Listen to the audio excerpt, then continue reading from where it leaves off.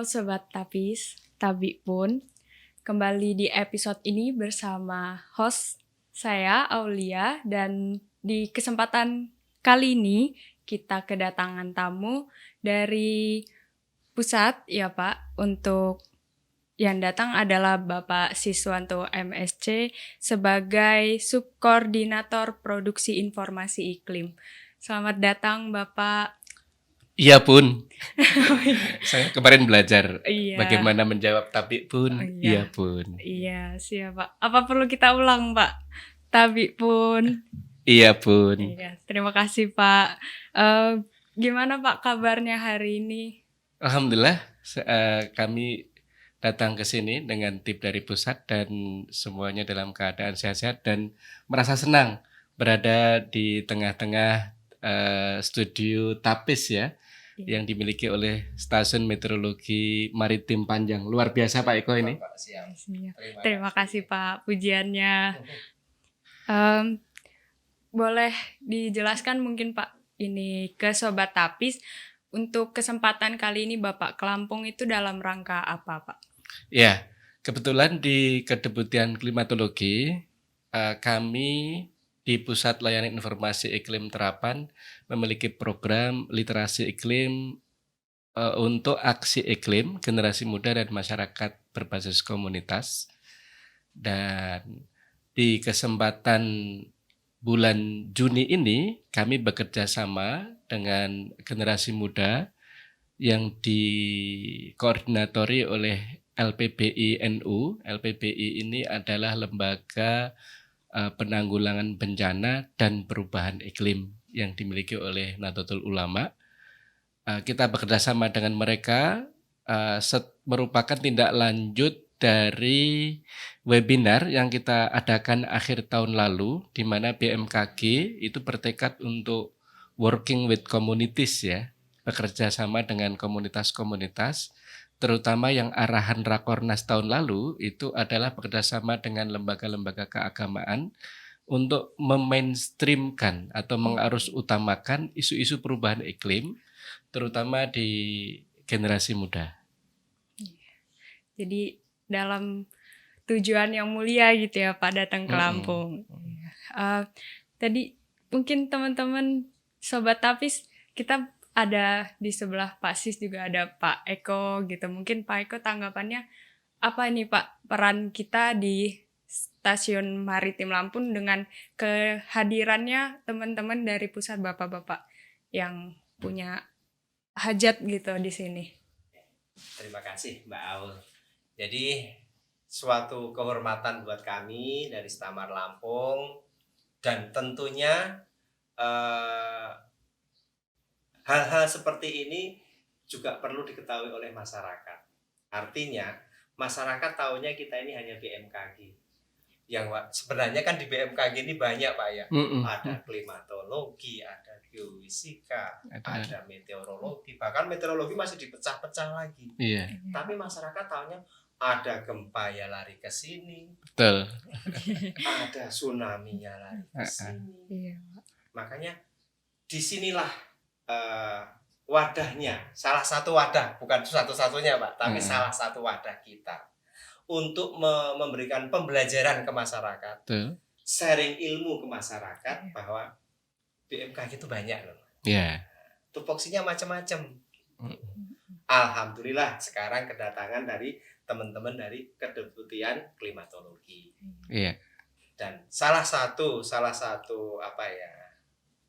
Kalau dibilang tugas sebenarnya bukan tugas Pak. Tugas teman-teman sudah jelas Pak, tupoksinya ada. Yeah. Tetapi salah satu apa ya ini nilai plus buat kami, setiap kali kita di Lampung ini kedatangan, terutama dari teman-teman BMKG, kita ajak ngobrol bareng di sini, ngobrol santai Pak. Santai ya. Iya Pak.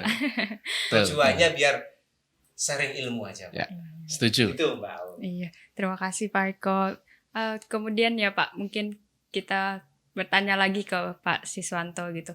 Selama bekerja di BMKG maupun di bidang klimat ataupun mungkin ada pengalaman gitu Pak. Adakah pengalaman yang menarik selama Bapak bekerja begitu Pak? Yang jelas banyak ya. Banyak sekali. tadi Pak Eko menjelaskan bahwa masyarakat itu taunya adalah BMKG itu satu, mau terletak di pinggir pantai, mau di atas gunung, Iya. mau di tengah kota, mau di desa, mau klimatologi, penerbangan, maritim ataupun gas rumah kaca, pokoknya itu BMKG gitu. Iya. Nah, ini juga memberikan ini kepada teman-teman ya, inspirasi kepada teman-teman, terutama insan BMKG untuk pertama memang kita dituntut paling tidak secara dasar itu menjadi generalis. Generalis ini adalah orang yang paling tidak tahu secara dasar ya terhadap meteorologi, klimatologi, geofisika, kualitas udara, perubahan iklim, pemanasan global, kemudian bencana terkait cuaca dan iklim atau disebut sebagai bencana hidrometeorologi, semuanya harus tahu. Walaupun nanti mungkin bagi mereka yang bekerja di stasiun meteorologi maritim, maka perlu lebih detail pengetahuannya dalam hal tentang fenomena-fenomena di laut. Mereka-mereka yang bekerja di klimatologi lebih detail pengetahuannya terkait dengan fenomena iklim, variabilitas iklim, perubahan iklim, pemanasan global, dan sebagainya. Mereka yang bekerja di stasiun GAW, maka pemahaman mereka terhadap pemanasan global, efek rumah kaca, gas rumah kaca, itu harus detail seperti itu. Tapi semua kita, termasuk yang di meteorologi, itu harus belajar paling tidak dasar-dasar gempa bumi itu apa, gitu ya.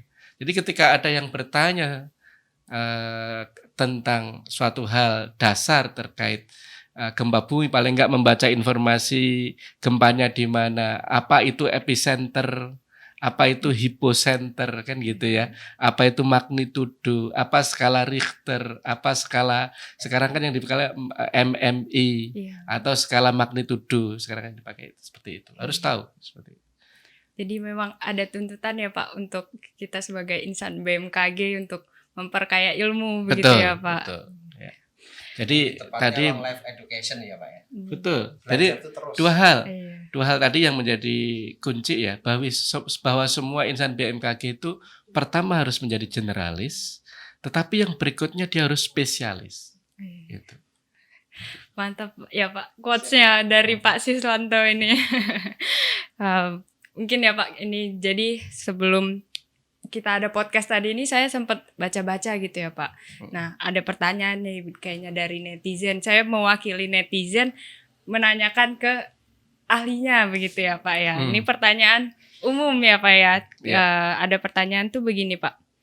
Mengapa hingga bulan Juni ini masih hujan Pak? Nah, lalu apakah ada pergeseran pola hujan begitu? Iya. Izin Pak Eko ya. Monggo Bapak. Bulan Juli masih hujan itu bukanlah hal baru. Karena Sapardi Djoko Damono itu pernah menulis hujan di bulan hujan Juni. di bulan Juni. Iya, Pak. Dan puisinya itu sangat indah. Iya. Nah, hujan di bulan Juni itu sebenarnya bukan hal baru, saya bilang. Tahun 2010 kita juga pernah mengalami. Tahun 2010 itu boleh dibilang sepanjang tahun kita hujannya banyak walaupun di musim kemarau. Makanya sejak saat itu ada istilah kemarau basah. Kemarau basah. Kemarau kok basah? Nah, seharusnya itu memang musim kemarau, tetapi karena kemudian ada hujan-hujan yang turun di musim kemarau yang lebih dari biasanya, baik secara keseringannya maupun secara intensitasnya, makanya dikatakan kemarau basah. Kemarau yang harusnya kering menjadi lebih basah gitu ya. Bukan berarti lebih basah dari musim hujan, bukan. Cuma yang harusnya kering kok ini ada basahnya basah. nyemek-nyemek gitu ya. Nah, tahun 2010 kalau kita flashback ke belakang dan juga di tahun sebelumnya atau historis sebelumnya juga ada tahun-tahun di mana terjadi kemarau basah, biasanya berkaitan dengan variabilitas iklim. Ya. Indonesia itu secara geografis kan terletak antara dua benua besar ya, benua Asia dan benua Australia, di sisi utara dan di sisi selatan. Tetapi selain itu kita juga diapit dua samudra besar, di sisi kiri ada Samudra Hindia, di sisi kanan Samudra Pasifik. Nah, dua samudra dan dua benua ini kemudian menciptakan yang disebut dengan climate drivers. atau drivers. penggerak iklim di Indonesia. Hmm. Nah, penggerak iklim itu dua benua karena kaitannya nanti dengan pergerakan semu matahari. Pergerakan semu matahari itu nanti kalau di bulan Desember itu mataharinya akan berada di 23 derajat lintang selatan. Nah, biasanya kalau Desember itu di Australia musim panas, ya kan? Sementara di benua Asia yang paling ujung Rusia sana itu sedang musim dingin atau musim musim dingin. Ketika musim dingin biasanya wilayah-wilayah yang mengalami musim dingin maka tekanannya akan cenderung tinggi. Kemudian musim yang mengalami musim panas tekanan udaranya akan cenderung rendah. Nah, udara itu akan mengalir dari pusat tekanan tinggi ke pusat tekanan rendah. Maka mengalirlah udara dari benua Asia ke benua Australia. Dan itu bertukar 6 bulan sekali, gitu kan. Itu yang kita kenal dengan monsun. Gitu ya. Monsun atau muson atau musim. Nah, di kita menjadi musim. Nah, pada saat monsun Asia yang menggerakkan massa udara dari benua Asia ke benua Australia itu membawa uap air yang banyak dari Laut Cina Selatan masuk ke Indonesia, maka wilayah-wilayah kita cenderung mengalami banyak hujan. Kita kenal dengan musim hujan. Sebaliknya nanti ketika bulan seperti ini gitu ya, bulan seperti ini itu di Australia sana sedang musim dingin. Tapi di benua belahan bumi bagian utara sedang musim panas. Malah mengalirlah massa udara dari benua Australia ke benua Asia melewati Indonesia. Tapi sebelum melewati itu di Australia ada gurun. Ya kan? Kemudian melewati samudra yang agak dalam. Bedanya Samudra Hindia di selatan Indonesia dan Samudra Hindia nanti yang ada di sebelah barat Indonesia itu kedalamannya lebih dalam dibandingkan Laut Cina Selatan. Nah, sehingga kecenderungannya suhu permukaan lautnya lebih dingin. Ketika udara mengalir melalui permukaan laut yang lebih dingin, dia cenderung akan bersifat kering. Gitu. Sehingga tidak banyak uap air yang dibawa oleh angin yang berasal dari Australia atau monsun Australia. Karena tidak banyak uap air, maka tidak banyak hujan, gitu kan? Tidak banyak hujan, dikenalah kemudian musim kemarau. Maka Juni, Juli, Agustus biasanya di Indonesia memasuki musim kemarau. Nah, ternyata tidak hanya dua benua ini yang mempola iklim di Indonesia itu, tapi tadi sisi kanan dan sisi kiri. Sisi kanan kita punya Samudra Pasifik, sisi kiri punya Samudra Hindia. Di Pasifik itu ternyata ada fenomena yang disebut dengan El Nino dan La Nina. Gitu kan? El Nino adalah ketika Samudra Pasifik ekuator bagian tengah, suhu permukaan lautnya di tengahnya itu lebih panas dibanding biasanya, sehingga konsentrasi pertumbuhan awan terpusat di sana.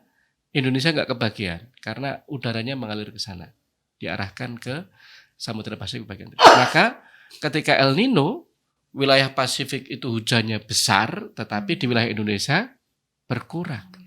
Kebalikannya, ya itu prosesnya adalah La Nina. Ya, walaupun secara fisika nanti tidak persis kebalikan gitu ya, tetapi dampaknya berkebalikan, yaitu yang di tengah Samudra Pasifik bagian tengah itu lebih dingin dari biasanya. Terus yang memanas itu justru di perairan Indonesia, di bagian barat Pasifik dan perairan Indonesia. Nah, kemudian konsentrasi pertumbuhan awan ada di Indonesia, walaupun di musim kemarau. Ya, Samudra Pasifik bagian barat menghangat lebih dari biasanya, perairan Indonesia juga lebih menghangat dari biasanya, walaupun di musim kemarau. Ya. Nah, karena suplai uap air itu berasal dari pemanasan atau pengangkatan massa uap air dari penguapan laut yang lebih panas, dan di musim kemarau ternyata masih banyak ini uap air yang disuplai oleh suhu permukaan laut yang lebih hangat tadi, maka kemaraunya tidak menjadi kering, tetapi ada hujan Pak. yang tumbuh. Itulah menjawab kenapa saat ini masih ada hujan di bulan Juli, gitu kan, sejak Juni. Ya. Jadi Sapardi Djoko Damono tidak salah. Iya, Pak. Terima kasih Pak atas jawabannya gitu ya, Pak. Semoga bisa dipahami oleh sobat di rumah yang menonton podcast ini. Selanjutnya mungkin untuk pesannya Pak kepada sobat Tapis, sobat BMKG dimanapun sobat berada gitu. Apa pesan dari Bapak untuk sobat sekalian? Ya, kemarin baru saja saya menjadi delegasi bersama tim BMKG yang lain untuk mengikuti konferensi di Bali selama seminggu ya.